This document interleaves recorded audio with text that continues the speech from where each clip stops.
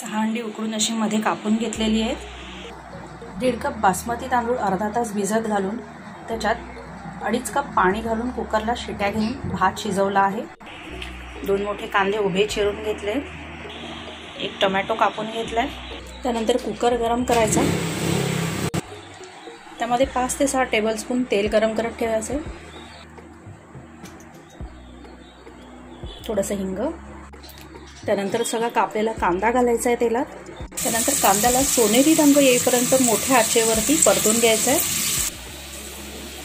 इथे एका वाटीमध्ये 4 टेबलस्पून दुधामध्ये 5-6 केशाच्या काड्या भिजत घातल्या. त्यानंतर अर्धा कप कोथिंबीर आणि थोडीशी पुदिन्याची पानं कापून घ्यायची. कांद्याला छान सोनेरी रंग आलाय. आता त्यात टोमॅटो घालून घेऊया.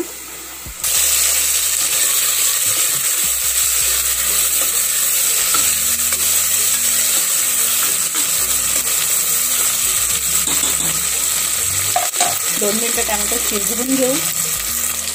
टोमॅटो शिजल्यावर चवीनुसार मीठ,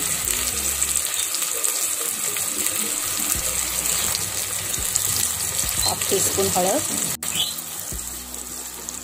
रोजचा भाजीचा मसाला साधारण 1.5 चमचा, 1.5 टेबलस्पून, 1 टेबलस्पून बिर्याणी मसाला,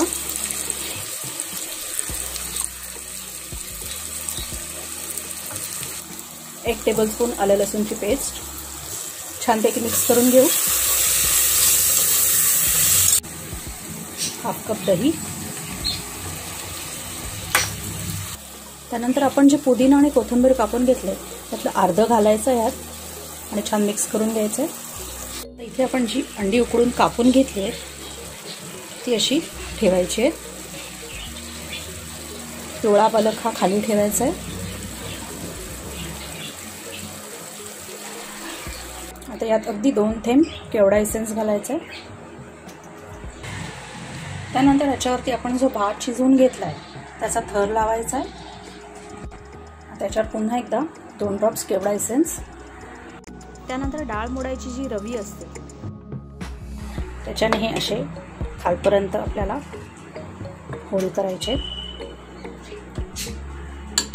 आणि या होलामधनं दूध आणि केशर जे आपण भिजत घातलं होतं ते घालायचं आहे.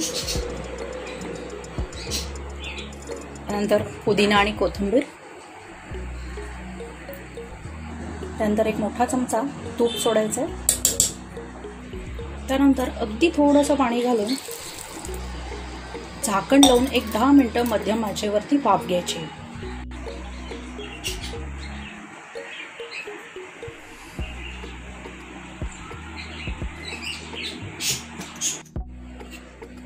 आणि ही झाली आपली बिर्याणी. तुम्ही बघतायत काय मस्त कलर आलाय. आपण आधी सर्व करूया.